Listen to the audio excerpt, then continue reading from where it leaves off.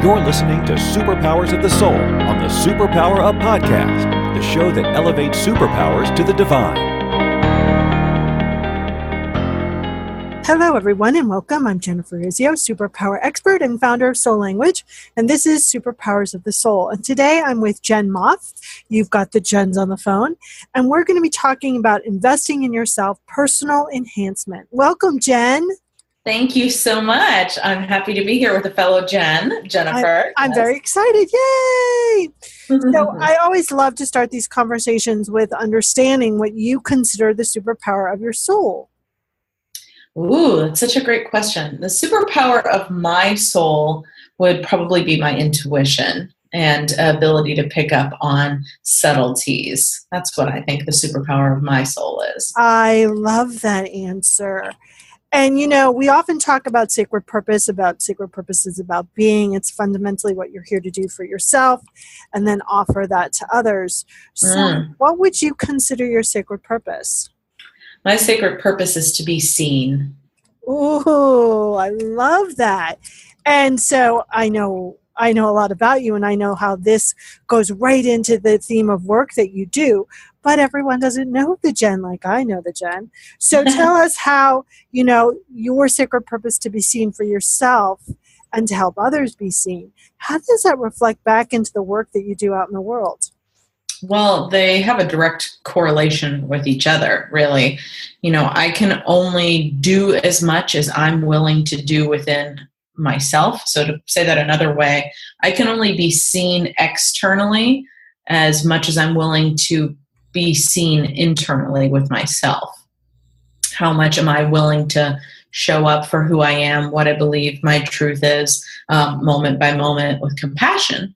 And the more that I get to do that for myself and the more opportunities that I have to revisit that as an opportunity, the further that I go, and that vicariously allows me to take my community member, my clients, just as far.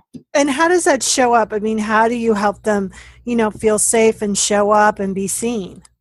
That's a great question. There's 5 key areas that you really can focus on being seen and showing up. The first one is all about the self, that dirty 4-letter word. So self-care, self-love, and self-confidence. That's one key area. Another is in our relationships, both romantic and platonic. Number 3 is in our, as you just said, our sacred purpose. So I refer to that as within our career or our calling. And number 4 has to do with our communication skills and our communication of our boundaries. And then finally, it all comes back to our intuition and spirituality. So those are the 5 key pillars that are really essential in being seen and showing up. I love that. And, you know, we're going to talk about this in depth and about investing in yourself and personal enhancement. But, you know, what has been the common theme your soul has shared with you? A big theme for me has been relative to this being seen thing is feeling worthy. That's a huge one. Being safe within my body and being lovable. Those are the 3 kind of core messages that surround that central theme.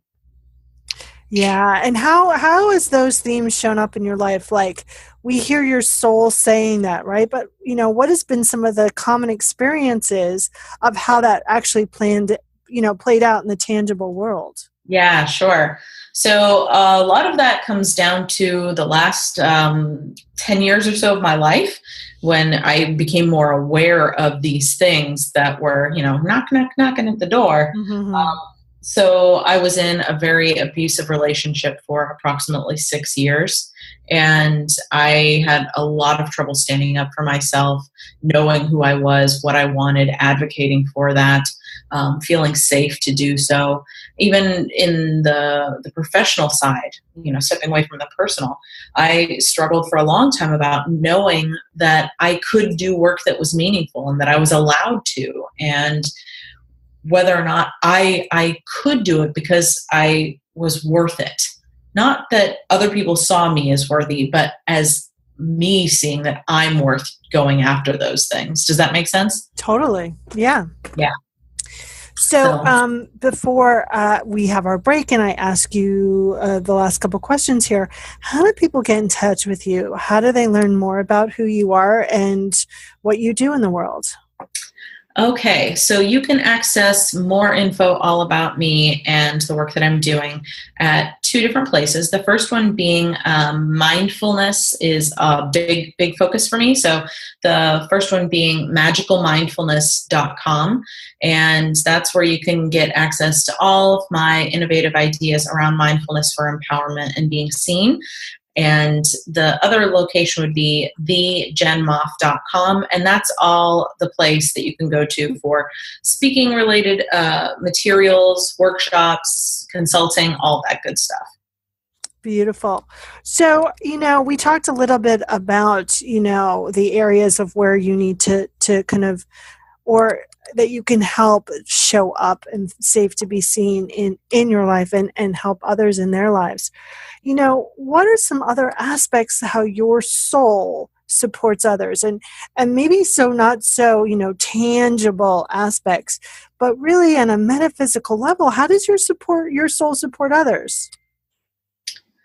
I think just by being here at this time, it's pretty significant. We're experiencing a lot of change and a lot of evolution just energetically right now. And so for me to be physically present in this body with my soul at this time, I think is saying a lot. I was meant to be here at this time. And because there's such an interconnectivity of the way life works, I know that in and of itself means a lot. Why I'm here at this time as opposed to 40 years ago, what that has to do with. Additionally, I think on a less tangible level, because I'm so willing and able to do the soul work with myself, I don't necessarily have to work with somebody else. But again, this comes back to that connectedness I just mentioned a moment ago. When I'm focused on bettering my skills in communication and asserting my boundaries, when I continue to follow my calling and show up for myself, other people that may just witness this energetically get permission to do the same. And they can see that there's a different way of being in the world. And that permission giving is a really powerful thing that we need more of. Beautiful. Okay, everyone, stick around because me and Jen are going to be talking more about investing in yourself, personal advancement. And stay tuned. We'll be back in a moment. Are you here to change the world? Do you talk about things like vibration, frequency, awakening, and consciousness? Are you pretty sure you have superpowers? The Superpower Net is unlike normal coaching programs and conscious communities. We provide training, intuitive guidance, peer-to-peer learning, intensive one-on-one coaching, and a high vibrational network of people just like you. When you join the net, you get 24/7 access to a collaborative group of people who support you as you master your personal power and unlock your superpowers. If you're ready to use your superpowers to change the world, then join the Superpower Net today. Visit superpowerexperts.com/thenet to learn more. Welcome back to Superpowers of the Soul. This is Jennifer Urezzio, and I'm with Jen Moff. And today we're talking about investing in yourself, personal enhancement. An advancement. So tell us what you mean by investing in yourself. I love that you're asking this. Okay. So to put it frankly, a lot of times when we hear investment, immediately the thing that comes to mind is like stock portfolios, diversifying your income streams, like all of this kind of money numbers, crunchy, all that stuff. And for a long time, that's how I viewed it as well. But in fact, it's really about putting forth energy and effort into something. And as we know, money is just a form of energy. So that's how it's become associated with, financial stuff. But if we go back to what it is at its core, it's about investing effort and energy. So when we do invest in ourselves, it doesn't necessarily have to be by traditional means of, say, spending money to go to college. That would be an investment. I'm sure everybody's parent that has done that has thought of it that way. But when we invest in ourselves in a way that is purely from a state of self-interest and self-honor and self-love, we can put forth effort towards anything. So if it comes back to those 5 keys, again, that I mentioned before, then you can invest in any one of those areas just by spending time nurturing those things, learning about those things, reading a book, working with a coach. Any of those things can be considered investment. I love that. And that's really how we expand, how we move, how we advance in our evolution of ourselves. Is actually taking that time and going, okay, so I'm not receiving what I want in relationships. What am I putting into those relationships? What's my investment there? And, what am I taking out, or am I taking out anything? Yeah. And, if somebody wants to start investing in themselves today, really starting to nurture and show up for their expansion, what is an easy thing that they can do to get themselves started? That's so important, because nobody wants to feel like they're, out on the edge of a cliff and they have to take a giant leap. There's no need to do that. The first thing that you need to do is start by being aware of where you are currently, because you can't, chart a course anywhere if you don't know where you're standing right now. And I've developed a great tool to allow people to get an awareness of where they are in each one of those 5 areas. I've developed a quiz. It's called the Looking Glass Quiz, because it gives you insight into things that you wouldn't normally be able to see relative to those 5 key areas. And it'll tell you which one is your strength, which one you're doing really, really well, that you're clearly investing a lot in, and which one may need some TLC. Yeah, and I love that, because our strengths, we can take all of that, and people don't realize this because they go, well, I don't know how to do it in this area. And I'm like, but you're doing it in this area. So everything you're doing there can be moved over. Yes. Like the way you pack your suitcase is the way you do everything. Right? And so, I think that sometimes when we're advancing and we're personally creating that expansion in our lives, we can actually take it too seriously. We can think it's too hard, and sometimes also we think the investment, whether it be money or time or energy, we already think it's beyond us before we even have that conversation with ourselves or with anyone else. And you don't have to start huge. You can start, very tiny baby steps. Baby steps, Bob. If anyone's ever seen the movie, what about Bob? Right? Baby steps can get you really far. So, what's that one thing you can do today? What's that one thing you can do this moment? And I think the Looking Glass Quiz, which I love the name, by the way, is so great, because it also does tell you, okay, so you think you're doing great over in relationships, but guess what? You're really not. And that's okay. But let's have some awareness, and then let's put some, focus there and some understanding, so you can receive what you want in every area of your life. Absolutely. Because you don't have to sacrifice. No, you don't. And I think people think that there's a lot of, and everyone, if you're doing, I can have this or I can have that, that's either or, that's ego, that's not soul talking. So absolutely.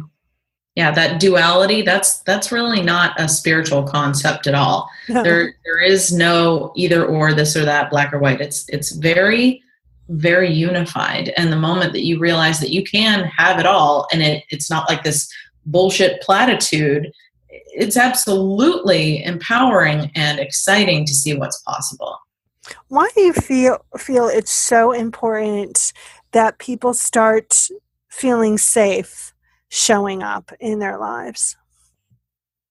Safety is a gift and a birthright denied to many of us. And the moment that you lose a present that you realize you should have been able to get, like imagine if on my 10th birthday I was supposed to get a bicycle and I'm just learning about this now. Wouldn't I want to go back and get my bike? Heck yeah, I would. I mean, that might be oversimplifying it, but one, it's not, because that's something that you can understand. And at the very core, we have to be able to understand what I mean by safety. And what I mean by that is a feeling that you are anchored to something, that you are home, that there is no sense of impending doom. And certainly there's not going to be constant feelings of like bliss and, Pollyanna mindset by any means. But really, when people feel safe, they then are able to spread their wings. Yeah, it gives them a good foundation. Absolutely. Absolutely. If you don't feel safe in who you are, in what you do, you're completely cutting off accessibility to your divine purpose, to your calling. And when we're not working or living or embodying that, we're doing ourselves a disservice, and we're doing everybody that stands to benefit from that a disservice as well. Yeah, and I think that, traditionally people who haven't felt safe, right, they spend a lot of time hiding. They spend a lot of time in survival mode. Mm-hmm. And there are areas in our lives where we could spend a little more time in survival mode than we're aware. And I think this overall feeling safe allows you to really, invest your energy where you want, rather than investing your energy and just trying to, be safe, keep the status quo. And I think a lot of people that are afraid to be seen have had those traumatic experiences that have created this lack of safety. So, again, I love what you do in the world. And I think it's fundamental. It's our God-given right to access that safety internally. So, as we're wrapping up here, and before you give your website address again, if there's one thing that you want people to remember from our conversation today, what would it be? I think a really important thing to remember relative to investing in yourself and showing up and being willing to be seen and feeling safe is a lot of times we'll find ourselves in a comparison and a consumption trap, because it's easier to live in the head than it is to live in reality. But when we're in our head and we do this, constant consumption and comparison, we have to remember that everybody else that we're, watching and observing and possibly comparing ourselves to, they all have their own stuff too. They may, just as much as you, be terrified of being seen, but they're willing to take a risk and invest in themselves. And the biggest message of all ties to that. You are worth investing in. Beautiful. So give out your website and how people can get in touch with you. For all of the mindfulness-related tools, you can visit magicalmindfulness.com. That's also where the Looking Glass quiz is, and I would highly recommend you check it out. If you would like to look into having me come as a speaker, any of that kind of stuff, you can check out my website, thejenmoff.com. Beautiful. So my last question is, if you were a refrigerator magnet on whatever you call your higher power, Universe Tree Bob Cupcakes refrigerator, what would your magnet say? It would be a red balloon. Yeah, it would not, I don't know that it would say anything. It's the picture that I have is it's a red balloon and it's just riding the air currents. I love that. You should see the movie called The Red Balloon if you haven't. I have. It's a beautiful one. Very fun. Well, Jen, thank you so much for spending your time with me today and investing in our time together. I really appreciate it. Thank you. And it's been fun. Yeah, it's been great. You know how much I love you. So if you liked anything you heard today with the two Jens, you can connect more with me and all the other experts in the Superpower Net at superpowerexperts.com/the net to find out more. Thanks for listening and find your connection. Are you ready to discover your superpowers? Go now to superpowerexperts.com and take the Superpower Quiz today.